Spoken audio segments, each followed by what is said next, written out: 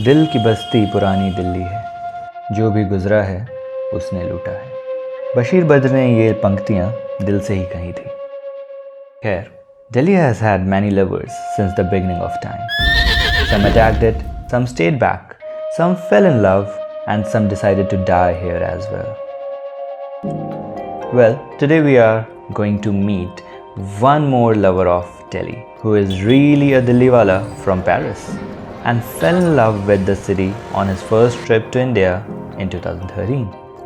I met him one day at a quiet house party in our neighborhood, and we felt this instant common love for Delhi. He is the one who knows Delhi better than most of the people living in the city. He knows the narrow streets to broad roads, from devotional places to peaceful parks. And when he can fall in love with Delhi, it was a beautiful idea for the tribals to spend one day with him and see the city from his eyes. Listen to his words about this place and get more close to this hidden love for Delhi. How one can really get over all the biases and judgments and see the city just as a simple yet complicated set of emotions and still love it.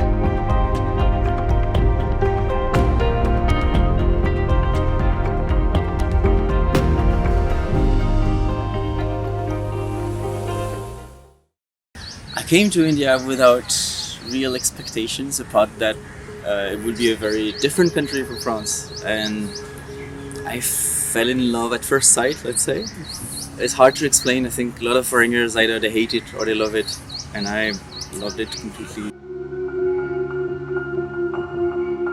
I'm someone who loves to learn, who loves research. I'm a researcher actually, and Indian society is so complex, so diverse that the more you think you know about it, the more you get to know people, the more you discover that you know nothing, and that there's always more to learn.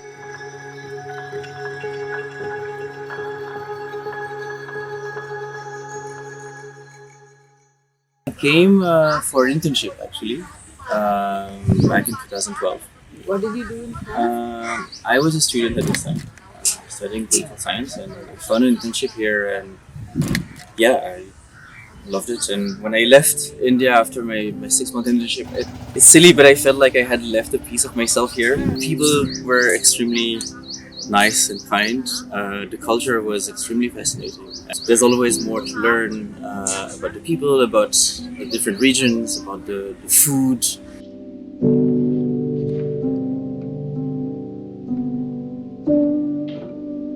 Then I came for another internship. This time I was in Mumbai. And after that, in 2016, I worked 2 years here.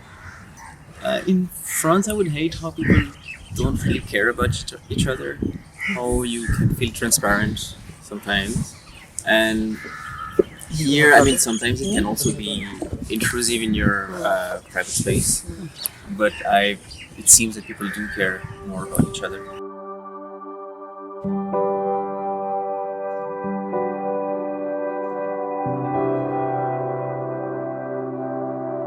I think it's a country where it's easy to find a space and you can pick up what you like and just be. There's so many different communities that you can just be your own community next to each other, and somehow people are kind enough to make a space for you, and that's something that I really love about this country.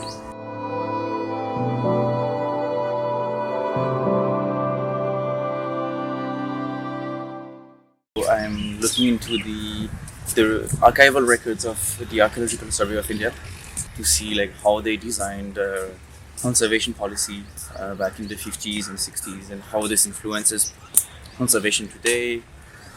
And also go on site to see like how monuments are preserved, and what this tells us about conservation policy and principles that they use.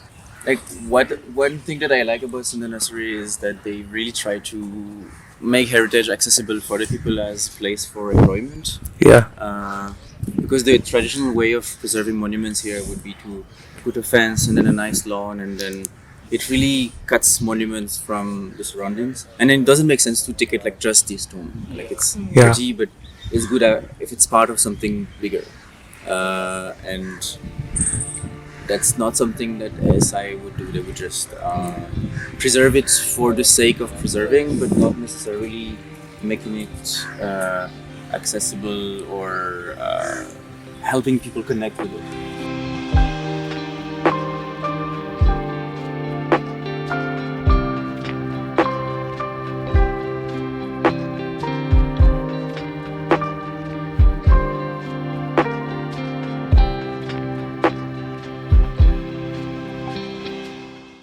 Nearby there's the tomb of Mughal Emperor Humayun, who also wanted to be buried close to Nizamuddin. And this area has sultanates, so before tombs from before the Mughals, from Mughal time, etc. And this is also close to a major road. So the Mathura road here is also known as the Grand Trunk Road. This road that connected Dhaka to Kabul. So it was a major access for trade. So that's why on that side there's a caravanserai where people would take rest on the way to, I don't know, Punjab or Bengal. So yeah, that it used to be a very busy locality. When I breathe in this smoky smell, it feels like home. And it's weird. I've been to a few other cities where the pollution level was strong, in Korea for instance. And whenever it started smelling like this, I'm like, oh my god, this is home. I don't know. I mean, smells usually like they speak to your brain directly, and they evoke memories without any mediation. And because I feel good in this city, whenever I smell that, I know it's toxic, but still.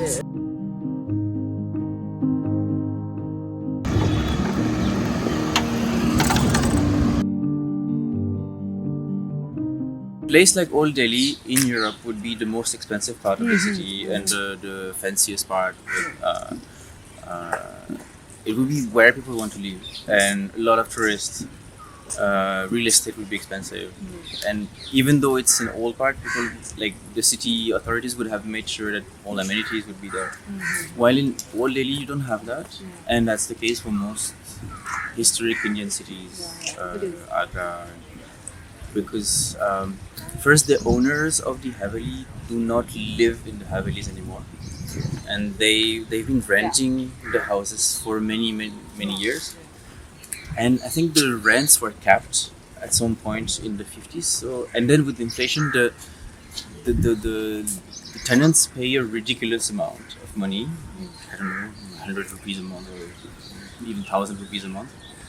So landlords have no incentive to refurbish the old Havelis and make it like look good to attract tourists or to increase the value of the place. And they themselves live far away, like in South Delhi, or even they have farmhouses abroad, yeah, because there they can find all amenities. And in Old Delhi, you still don't have like waste management is pretty bad, water is pretty bad, electricity also. It's still very chaotic. And you could also argue that it would be bad to gentrify the area and make it look like all sanitized, because the economic activity is also what keeps the city alive. I was just going to ask that, because the charm of old Indian cities is its organicity. Yeah. Right? It's how organic it is. The growth is organic. And the activities are also very organic. But you can keep it organic and provide basic sanitation and increase the value of the land.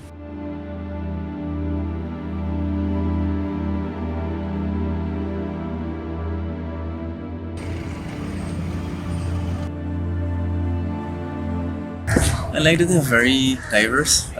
Very like each wall has a very different style. Like look at this one, and this one is more abstract. Some also try to have an educational message, like this one about plastic pollution. Others more like poetic. So yeah, it's a good mix. It's to be more famous, I think. Why do you bring us here?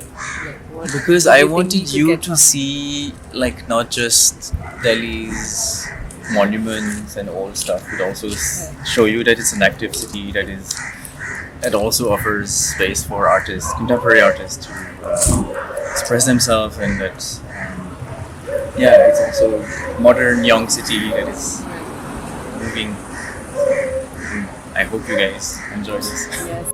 A day with Lohan made everyone realize that doesn't matter what image we give to any city or place in the world, one can always find a reason to fall in love with the place, and for that sake, even people. A lot of people, not just around the world but also in India, have a negative image of the city. But we found someone to let the world know that Delhi is love. Stay tuned to our social media to meet more Delhi lovers and share this part of Odyssey with your friends and city lover folks. See you soon.